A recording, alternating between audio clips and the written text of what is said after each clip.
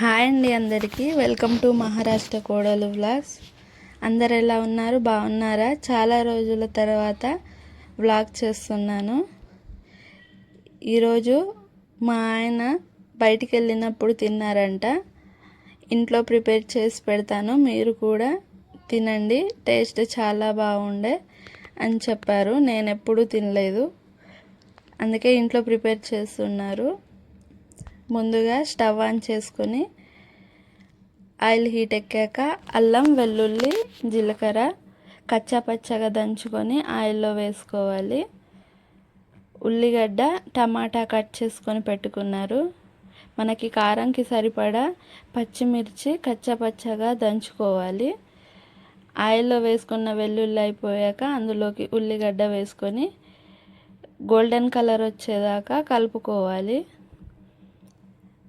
మనకి పచ్చిమిర్చి ఇక్కడ కచ్చా పచ్చగా దంచుకుంటున్నారు.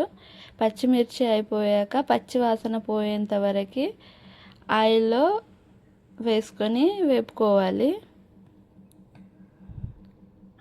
అందులోకి మనకి తగినంత ఉప్పు, కొంచెం పసుపు వేసుకొని బాగా కలుపుకోవాలి. పచ్చివాసన పోయాక అందులోకి కట్ చేసి పెట్టుకున్న టమాటా వేసుకొని టమాటాని కలుపుకుంటూ మగ్గనివ్వాలి. టమాటా మగ్గిపోయాక అందులోకి మనం తురిమి పెట్టుకున్న పత్తగోబిని వేసుకొని బాగా కలుపుకోవాలి. కలిపేటప్పుడు నాకు ఏం పని లేకుండా తింటున్నానని మా వారు పని కావాలి కదా, అందుకే కింద పడేసుకుంటూ మరి కలుపుతున్నారు. నేను ఇప్పుడు క్లీన్ చేసుకోవాలి దాన్ని వంట అయిన తర్వాత. ఆయన వంట చేయడమేమో కానీ మొత్తం క్లీన్ చేసుకునేంత వరకు నా తల ప్రాణం తోకకొస్తుంది. మనం కలిపి మూత పెట్టుకున్న పత్తగోబిని మధ్య మధ్యలో కలుపుకుంటూ సన్నం మంట మీద ఉడికించుకోవాలి. మధ్య మధ్యలో కలుపుకుంటూ ఉడికించుకోవాలి. మనకి రోల్స్ చేసుకోవడానికి 1 కప్పు మైదా పిండి, అందులోకి కొంచెం జీలకర్ర, చిటికెడు వంట సోడా, ఒక 4 స్పూన్ల వేడి చేసుకున్న ఆయిల్ వేసుకొని ఆయిల్ మొత్తం కలిసిపోయేలా పిండిని కలుపుకోవాలి. ఆయిల్ కలిసిపోయాక అందులోకి కొద్దిగా వాటర్ పోసుకుంటూ మనకి చపాతీ ముద్దలా కలుపుకోవాలి. కలుపుకున్న పిండిని ఒక అరగంట మూత పెట్టుకొని పక్కన పెట్టుకోవాలి. అరగంట తర్వాత పిండిని చిన్న చిన్న ఉండల్లా చేసుకుంటూ పల్చగా చపాతీ ఒత్తుకోవాలి. అప్పటిలోపు మనం పోపు పెట్టుకున్న పత్తగోబి కూడా ఉడికిపోతుంది.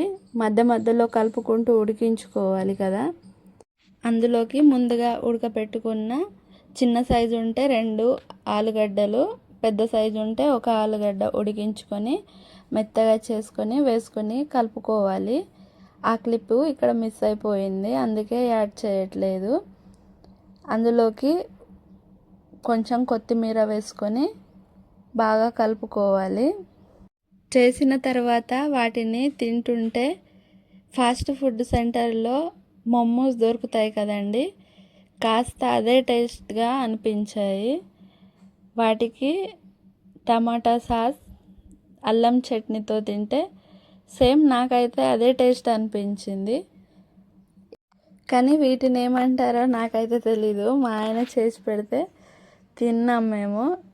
టేస్ట్ అయితే బాగుండే, కానీ బయటికి వెళ్ళినప్పుడు తింటే ఇంట్లో ఇంత పని చేసుకోవాల్సిన అవసరం ఉండదు కదా. ఆ చేయడమేమో కానీ దాని చుట్టూ చేసే పనే ఎక్కువగా ఉంటుంది. ఇప్పుడు పత్తగోబి కూడా ఉడికిపోయింది. చపాతీలోకి అలా కొద్దిగా వేసుకొని 2 పక్కల మలుచుకోవాలి. మరో పక్క నుండి ఇలా రౌండ్గా తిప్పుకుంటూ తీసుకురావాలి. ఆయిల్లో వేసినప్పుడు విడిపోకుండా కొద్దిగా మైదా పిండిలో కొంచెం వాటర్ పోసుకొని కలుపుకోవాలి. కలుపుకొని మనం ఇటు చివరన దాన్ని కొద్దిగా అద్దుకొని ఇలా రోల్ లాగా చుట్టుకొని పక్కన పెట్టుకోవాలి. మనం మొత్తం కూడా అలాగే ఎన్ని రోల్స్ అయితే చేస్తామో అవన్నీ అలానే చేస్తే సరిపోతుంది.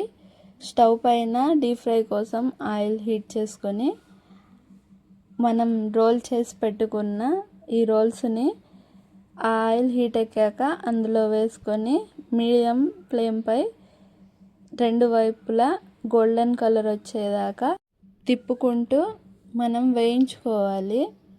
రెండు వైపులా గోల్డెన్ కలర్ వచ్చాక తీసుకొని పక్కన పెట్టుకోవాలి.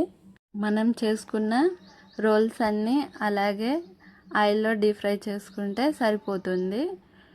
డీప్ ఫ్రై అయిపోయాక అల్లం చట్నీ టమాటా సాస్తోని తింటే టేస్ట్ చాలా బాగుంటుంది.